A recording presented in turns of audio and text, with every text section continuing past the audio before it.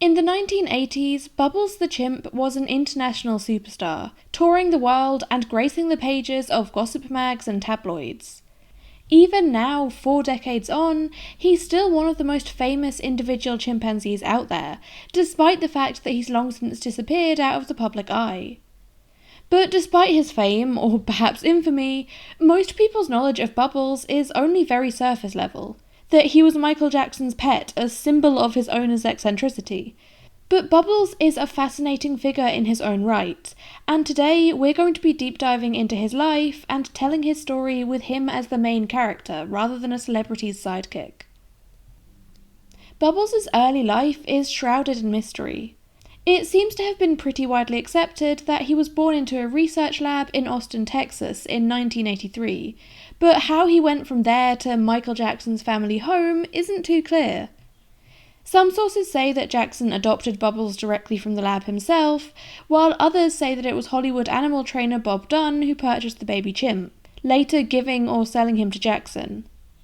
The age Bubbles was when he was taken from the lab is also seemingly up for debate. I've seen it given as anything from 8 months to 3 years.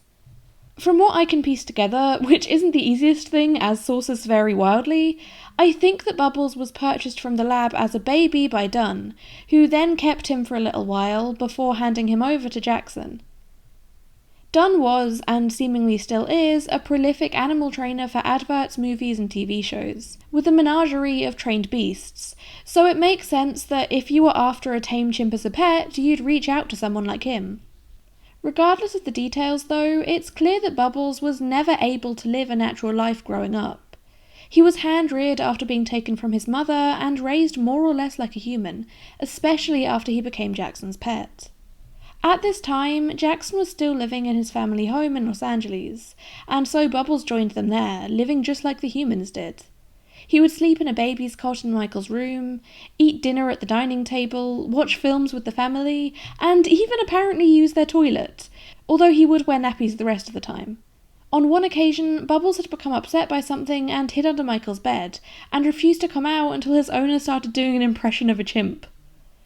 There are obviously very valid criticisms of the way that Bubbles was raised, and of large exotic animals being kept as pets in general, but it's clear that there was still a very real bond between the singer and his chimp, one that went both ways. Later, when Jackson's children were born, he would describe Bubbles as his first son. The two were more or less inseparable.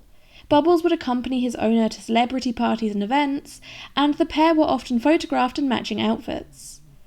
Bubbles appeared in music videos and TV shows, and accompanied Jackson on some of his 1987-89 Bad World tour. During the Japanese leg of the tour, they took tea with Yasushi Oshima, the then mayor of Osaka. Bubbles also attended Bad's promotional party, where he was said to be the most popular guest there, even amongst the throng of human celebrities. When Michael moved to Neverland Ranch, Bubbles came with him. While most of the rest of Jackson's private zoo lived in enclosures at the ranch, Bubbles continued to live mostly in the house. As well as appearing in several of Jackson's music videos, in which he showed off the fact that he could moonwalk just as well as his owner, Bubbles was also frequently present in the studio when Michael was recording new songs. In one particularly infamous session in 1984, when Jackson and Freddie Mercury were recording There Must Be More to Life Than This, a song which wouldn't be released until 2021, Mercury got so fed up of Bubbles' antics and Jackson's refusal to remove him from the studio, declaring that "I'm not performing with a fucking chimp sitting next to me every night," and storming out, flying back to London with the song unfinished because he just couldn't cope with Bubbles anymore. And Freddie Mercury wasn't the only one who was struggling to cope with the chimp's antics. Chimpanzees mature much quicker than humans and are much stronger than us, and as Bubbles reached maturity, he became harder and harder to control, prone more and more to quote-unquote bad behaviour. Bubbles found himself in that strange place that many great apes kept as pets do. He had been enculturated, hand-reared by humans and raised to be one of them, but still with the instincts and needs of a wild animal. That kind of upbringing tends to have a severe negative effect on apes. They don't know how they're supposed to act. Too much of an animal to be a human, but too enculturated to be able to act like their own species. And as a result, they can often become even more disruptive and violent than you'd expect a chimp to be. It causes extreme mental torment for them. The media, and tabloids especially, had loved Bubbles, sharing his latest exploits and making up rumours about him when they ran out of new material. But as Bubbles grew older and harder to handle, he appeared less and less in public, and so he gradually began to fade from the public eye. At the ranch, Bubbles' care fell more and more onto the shoulders of Bob Dunn, the animal trainer who'd first procured him all those years ago. And in 2003, Michael made the decision to rehome Bubbles, worried about the potential risk the chimp's behaviour posed to the safety of his young children. So Bubbles was moved permanently to Dunn's own ranch. But it was clear that Jackson still cared about Bubbles, regretting the fact that they could no longer be close like they once were, and continuing to fund his care, as well as visiting him regularly with his children in tow. But despite that, Bubbles struggled to cope with the change. He was said to become depressed, potentially to the point of requiring medical intervention. Only a year or two later, Bob Dunn's facility closed down, leaving the many exotic animals who lived there suddenly in need of a new home. As you might imagine, trying to rehome exotic animals who have lived very unnatural lives is hardly easy. Zoos are often reluctant to step in, especially for animals like chimps, who become very difficult to integrate with groups of their own kind after being raised as human, because they end up so enculturated that they have no idea how to act like or communicate with members of their own species. And Bob Dunn's ranch had been home to at least 23 great apes, including Bubbles. And yet, in a strange twist of fate, it would turn out that losing their old home was one of the best things that could have happened for these primates, because into the void stepped the Center for Great Apes. Based in Florida and boasting 100 acres of lush tropical forest, the center is a sanctuary that rescues chimpanzees and orangutans from the pet trade, entertainment industry, and the medical research field. All 23 of the apes were taken in by the center and offered a safe and suitable forever home. The primates who are lucky enough to be rescued by the center have the best life a captive ape could possibly have. They have incredible enclosures with all the space and enrichment they could possibly need. They are carefully re-socialized so that they can live in groups, and they're cared for by a dedicated team of experts who only have the ape's best interests at heart. The Center for Great Apes is the only accredited orangutan sanctuary in the United States, and one of only a few accredited chimp sanctuaries. I know it sounds like I'm doing an ad read for them or something. I'm not. I'm just so passionate about animal rescue, and I think they're doing such incredible work to give these animals the life they deserve. I will of course link them in the show notes if you want to show them some support. They really deserve it. They're doing such amazing things for these animals. The Center for Great Apes isn't open to the public like a zoo, but they do allow some of their supporters to visit, as well as hosting occasional educational programs and tours. Michael Jackson continued to provide financially for Bubbles in his new home. Finally able to live like a chimp, Bubbles absolutely thrived at the center, and he still does.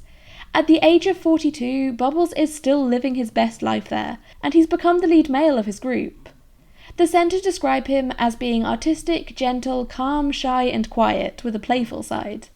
He's obviously respected by his entire troop, but his closest friends are Oopsie, who's the oldest female chimp at the sanctuary, her daughter Boma, and grandchildren Kodua and Striker. The entire family were used in the entertainment industry, and some were also used for breeding. The only one of them who wasn't forced to perform was Striker, because he was still practically a newborn when he and his mother Jessie were rescued. Bubbles' favourite pastime is painting. He works quietly and carefully, absorbed in his work until he's finally done. Some of his paintings have been printed onto t-shirts, which the sanctuary sells as a way to raise money. You can also buy a poster print of a portrait of Bubbles done by artist Sue Buck. And when he's not creating new masterpieces, Bubbles likes to spend his time dozing in the Florida sun. When strangers come to the sanctuary to visit, he likes to amuse himself by spitting water or throwing sand at them. Not as an aggressive thing, but just for fun. And apparently he has amazing accuracy. Despite, or perhaps because of, his early life in the limelight, Bubbles isn't a fan of cameras and will usually turn his back on them when he sees one. Because of his famous youth, Bubbles remains one of the best known and most beloved residents at the sanctuary, and even after Michael Jackson passed away, his estate have continued to fund the chimp's care. Not long after Jackson's untimely death, his older sister LaToya Jackson travelled to Florida to meet Bubbles in person. It was the first time she'd seen him in 20 years, and she broke down in tears as she told him about her brother's passing. She told Bubbles how much she'd missed him and how much she cared for him, and he seemed to recognise and remember her. For the most part, Bubbles has slipped out of the public's consciousness. He's remembered vaguely as that time that slightly weird pop star had a pet chimp, but for the most part, people have moved on to new celebrities with new strange choices. And I think that's for the best. Bubbles is finally able to enjoy a quiet, peaceful retirement away from the world of show business that dominated his life for so long. By all accounts, he's very happy in his new home, and hopefully he'll have many more years of bliss there. Thank you so much for listening to this week's episode of the Animal Nerd podcast. If you enjoyed it, then it would mean the world to me if you could support the show in any way that you can, whether that's by leaving us a review or rating in your podcast player, sharing the show with a friend, or liking the video and leaving a comment if you're listening via YouTube. Any and all money made through this podcast goes to Animal Sanctuary, the Little Rescue Zoo, so by supporting the show, you're also helping them in their rescue work, which I know the animals really appreciate. All of the sources used for this episode will be listed in the show notes, as will our email address if you want to get in touch, and of course the link to the Great Ape Centre will also be there if you want to support their incredible work. Thank you again so much for listening, and I will see you in the next one. Stay wild, friends!